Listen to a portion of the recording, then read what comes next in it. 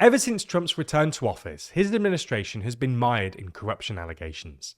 There was World Liberty Financial, the crypto venture backed by Trump and his sons, which, thanks in part to a $500 million investment from the Emirati royal family, has already made the Trump family $1 billion, according to an analysis by Reuters.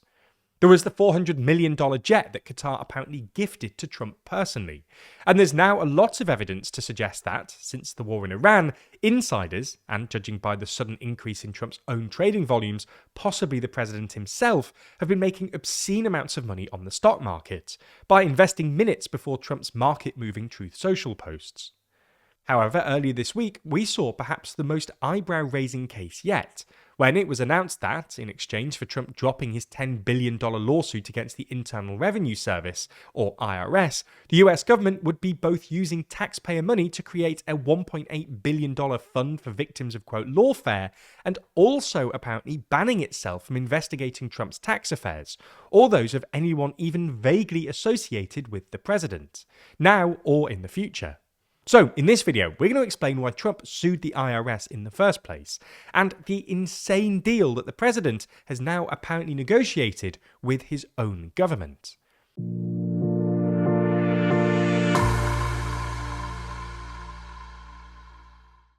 Trump has launched so many military interventions, it's kind of hard to keep track.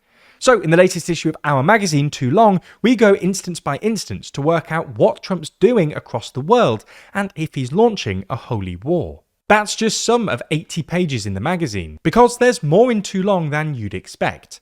Purchase your copy by clicking the link in the description. So, let's start by explaining why Trump decided to sue the IRS in the first place.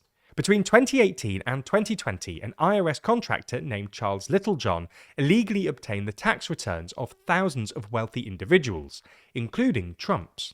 He then leaked Trump's tax returns to the New York Times and the tax returns of the 25 wealthiest Americans to ProPublica, an investigative news outlet. In September 2020, the New York Times published Trump's tax returns, something Trump himself repeatedly refused to do during his first term, which showed that Trump had repeatedly avoided paying income tax. This obviously didn't go down well with Trump, but he refrained from taking legal action. In December 2022, however, hedge fund tycoon Ken Griffin, who also had his returns leaked, decided to sue the IRS for not doing enough to stop the leaks, but dropped his suit in June 2024 after Littlejohn was sentenced to 5 years in jail, and the IRS issued a public statement apologizing to Griffin and the thousands of other Americans affected by the leaks. At the time, this felt like the end of it, but in January 2026, Trump, who had obviously since become US president, announced that he would also be suing the IRS for $10 billion. Not only was this a ridiculous sum of money, for context, the standard payout for breach of confidentiality claims is $1,000 per violation, it was also quite literally the first time a US president has ever sued their own administration.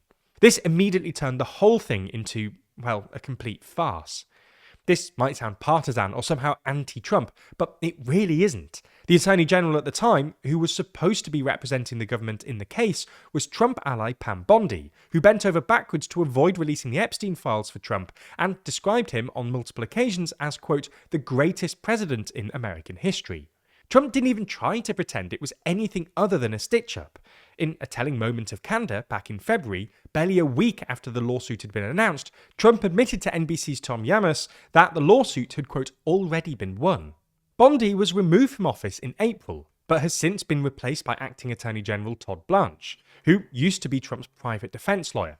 Unsurprisingly, Trump and Blanche are pretty chummy. When asked last month how he would react if Trump fired him from his position, Blanche said he would respond with, quote, thank you very much, I love you, sir.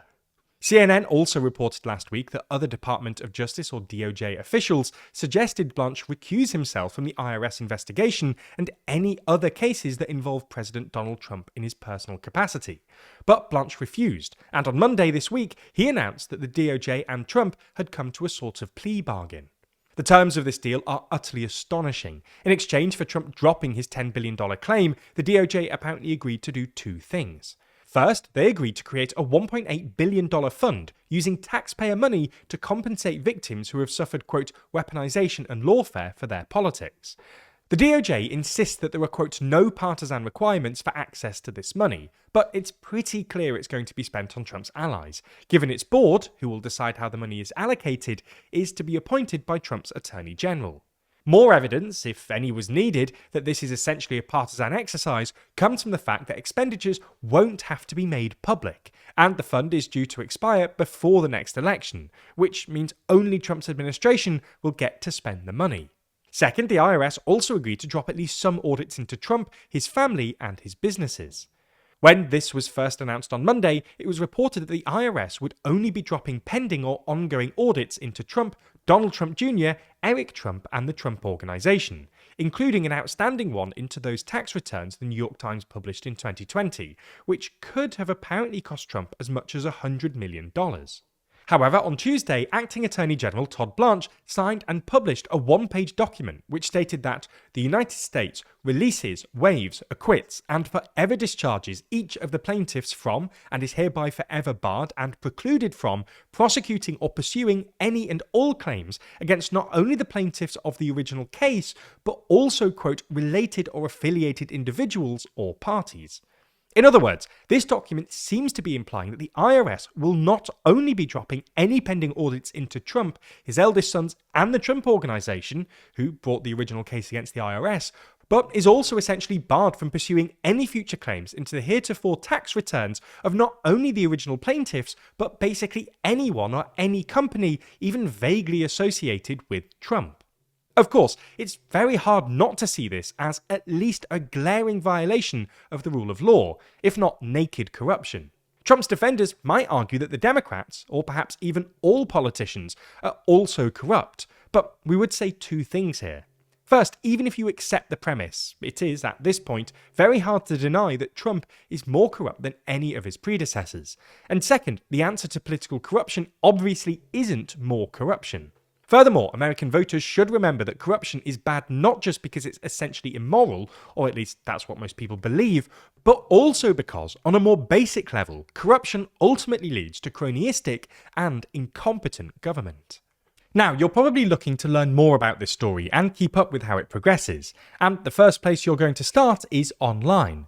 But in today's world, it feels like 99% of websites demand your email address just to simply visit the page.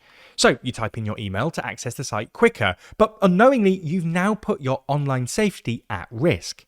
Your information can now be sold online, and your email inbox is suddenly cluttered with a bunch of spam you never asked for. Thankfully, we have a solution for you, and that solution is Proton Mail. That's because Proton Mail offers a wide range of features to help keep you safe. From advanced phishing protection that flags potential attacks to keep your inbox safe, to blocking invisible email trackers and preventing companies from spying on you just so they can target you with ads, Proton Mail has it all. They even offer unlimited email aliases to get around these pesky websites that demand your information. They use end-to-end and zero-access encryption, meaning your emails truly stay private, inaccessible to advertisers, trackers, and even Proton itself. That means no ads, no tracking, and no profiling, which feels increasingly uncommon today. Proton also makes switching from your old, cluttered inbox incredibly simple with a migration tool that lets you move everything over in just a few clicks. Or, if you prefer, you can start fresh with a brand new email account and enjoy a clean, organised mailbox from day one. So if you want to take back your privacy, start using Proton Mail for free using our link at proton.me/TLDR, and you'll be one step closer to a fully protected online experience free of data exploitation.